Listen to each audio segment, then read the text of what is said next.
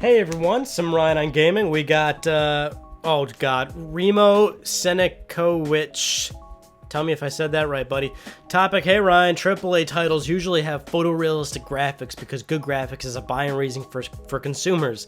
Do you think once the graphical capabilities of our gaming machines are practically unlimited, AAA studios will return to create games with a wide variety of art styles? Or are photorealistic games going to stay what most people want to buy? Having a distinct art style could be a way for games to stick out and go easy on the publisher's wallet. Thanks for all you do. Thank you for submitting the topic. I really appreciate it. I sincerely mean it when I say if you watch, if you submit topics, if you like what I do, good God, thank you, because that's what keeps me going.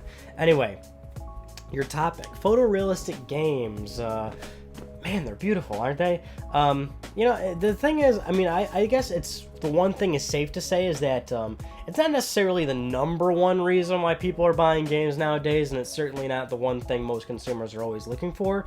And I think the thing to kind of persuade you against that is that, well, look at the numbers of how a lot of games sell. I mean, yeah, beautiful photorealistic looking games sell typically the most because they're big AAA games, they have big budgets, they have big marketing pushes, and yeah, they do really well for a reason. But certainly the numbers are still there for smaller titles, for more artistically looking games, for games that don't even have the best graphics necessarily and are just still good games on their own merits. But with that said, yeah, absolutely, photorealistic games still do phenomenally well, usually, because, again, they just got those big budgets, and, the big publishers can do a lot of big, heavy marketing for it. The one issue I take with your topic, though, is that you say, when the capabilities get reached or maxed out, or when they peak at some point, or you're saying when it's pretty much limitless to the point where, it looks, you can basically look so good that there would never be a need anymore to, say, make a game that looks as good as it possibly can, and which way you would say, oh, well, if games can already look as good as they can, why don't I just go and do something else? That's kind of already the situation happening right now, but if anything, it's only because of budget.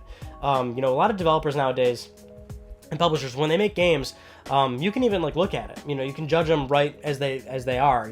Big games that come out, these are big $60 games still from a big major publisher. They'll come out and they're not the best looking game ever. They're certainly pretty looking, but you'd have to figure, okay, if they really wanted to make this game gorgeous looking, they probably could have, but they just opted not to, and that's for whatever reason they decided to do so. Whether it was, I would assume, definitely budget, time too, of course. A number of things. I mean, just recently Uncharted 4 came out, right? And Uncharted 4, no matter what fucking opinion you have, because it will be wrong if you say otherwise, it's easily one of the best looking video games ever made. I mean, the game is fucking phenomenal. It looks unbelievable. It looks gorgeous, right? Not every game needs to be that, and more importantly, not every developer wants to be that, because you'd have to imagine Uncharted 4 took a lot of money to make. It took a long time to make. Went through a lot of delays. It's a technical marvel. But not every game needs to be a technical marvel, and not every developer wants to necessarily do that. Sometimes games will come out, and again, these are still big games. Look at the latest Assassin's Creed or something. It's no Uncharted 4. A lot of games are not Uncharted 4. But just think of any random game that came out. Say Destiny. Of course, Destiny is a multiplayer game that goes into a whole nother separate conversation about that. But these are, I'm saying, you're right, these are still big $60 AAA games that are coming out. They're not blowing the doors off, but they're still very pretty looking in their own right, and a lot of developers are choosing that. They have a lot of horsepower already available to them, regardless of what you say about power consoles and all that. Again, that ridiculous fucking conversation. These machines are still very capable. Uncharted 4 and, say, The Order 1886 are fantastic examples of what, say, PlayStation 4 can do. I mean, even Rise was on Xbox One on launching. That game's gorgeous looking. These consoles can produce pretty looking games. A lot of developers are consciously making the decision of going, let's not go for, say, super photorealism. Let's still make beautiful vistas and everything.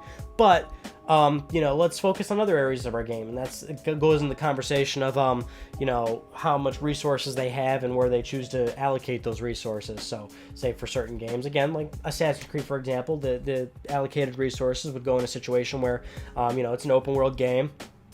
they want to focus on that more instead. So they want to have, say, a lot of on-screen enemies, more detailed environments, increased texture detail, being able to go in and out of, like, say, buildings or something without loading screens or something like that. These are all just examples, of course, but that's kind of a scenario where they want to opt for that instead of graphics. And this kind of goes back to, you know, for as long as games have existed, basically, which is like, where do you want to put your resources? So even though, you know, your idea of photorealism and how far they can go, and, you know, even if we reach some peaking point where games are basically looking like us, humans, real life, if it ever gets to that point, right?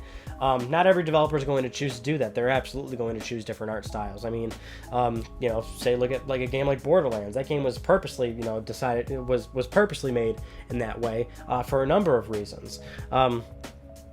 So yeah, I mean, it's absolutely going to be the case. So this idea of, you know, will it happen at some point? Will we get to that point? We've been at that point. Not only have we been there on PS4 and X1, we've been there for every other console generation.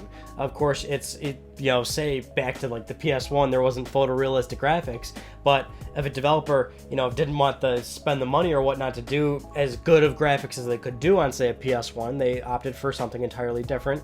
And sometimes the actual base idea of a game is to not be photorealistic. It's meant to be something completely different, like well, Rime on PS4. That, you know, look at that game. That game's totally designed in a certain type of way, and there's tons of other examples. It's something that's happening. It's something that's happening currently, but there's always going to be those developers out there. Naughty Dog is one of them, that will push graphics like crazy, and you know, there's tons of developers that still do this. They will go as far as they can, and those are the kind of developers that really, you know, often excite me and all the other consumers out there that, you know, do like the photorealistic games and do want to see what can, like, how far they can go and everything. And it's crazy to think that they've got even further to go. Remo Senekowicz, thank you for the topic. You'll have to tell me how to say your name. Please spell it out phonetically and whatnot for me so I can get it down next time. Excuse me, I'm dying. And if you have a topic that you'd like to submit for Ryan on Gaming before I perish, please put it in the comments below so that I can record a video about it and post it on the internet, and then we can have a good old we can have a good old time, man. We can talk about stuff, and we can, you know, we can have like we should do a slumber party. We really should. It'll be a lot of fun. I'll bring actually, you know what? No, I got I was about to say I'll bring cookies, but check this out. Where did I? Oh, here they are. Totally not even getting paid for this. Chick-fil-A cookies. If you have a Chick-fil-A near you, their cookies are actually phenomenally delicious. They're also really expensive, though. I think half a dozen is like something absurd, like $7 or something. Totally worth it, though. Anyway, that's about it for me in this video, and I'll see you all in the next one. Take it easy.